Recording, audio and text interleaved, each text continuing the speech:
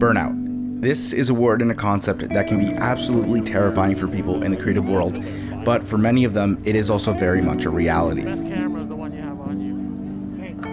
Even myself, over the last 2 years, I've experienced burnout in so many different ways and in several different moments, and I've never really understood why up until this year. It's a feeling that I tend to get.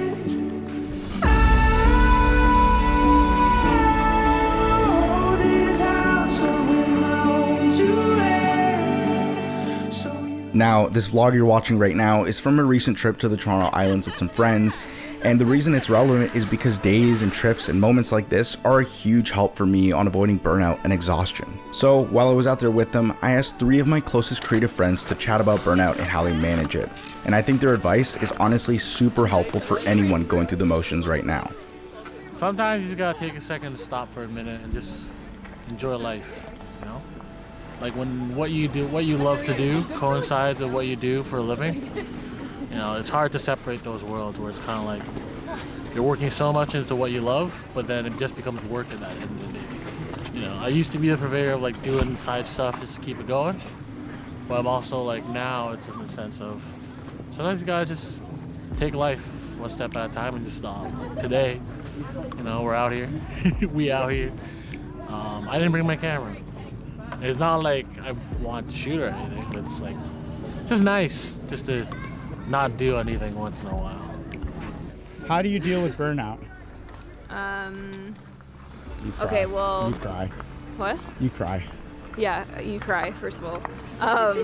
Burnout will probably arise from like you prioritizing your work over literally anything else. Like that's what I find I do. Is like if I'm thinking, oh, like I need to wake up and do these emails and edit this thing and all these things are work related and those are the things that are coming first constantly, that will always result in burnout. So to avoid that, it's hard to when you're first starting out, to be honest, because everyone is saying, you know, like always say yes, don't like turn down opportunities, because you know, you never know when like opportunities are going to come your way, and you should always say yes when you're starting out. So at the beginning of your creative career, it's probably hard to like avoid it, but if you know you're getting to a place where you can start saying no to gigs and you can kind of start to like understand why you're doing the work that you're doing, it kind of gives you like more of a purpose, and then that way you're not like a slave to your work. You're more so in control of like what you're choosing to do and what you're choosing to spend your time on.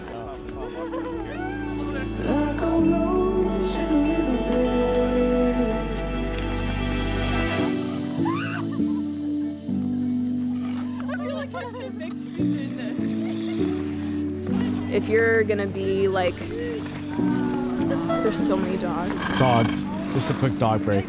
Dog break. Dog break so that I can look at my notes. We were standing in the freezing rain. Honey, how could I forget? In the distance were the warning bells, but I knew that you came yet.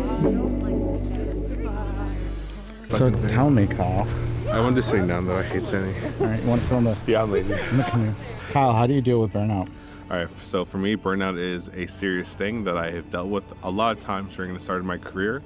Now, not so much, because I've kind of gotten a method of where I'm constantly outside searching for inspiration, which means like I'm either going for a walk in the forest, going by the beach, just to clear your mind and stay on top of everything. Because if you keep going and going and going, you're gonna burn out. All right, I've been in this industry for around 5 years. The first 3 years, I was burning myself out trying to get where I needed to go, which meant long nights, not getting enough sleep, not getting enough food. And after that, as I got older, I realized that I can't do that anymore. So proper dieting, proper eating, working out, all right? We don't need our cameras all the time around us. Sometimes we just gotta let go, do our thing, and just de-stress. Now, I love what I do, but in order to keep doing it for the rest of my life, I know I need to find balance.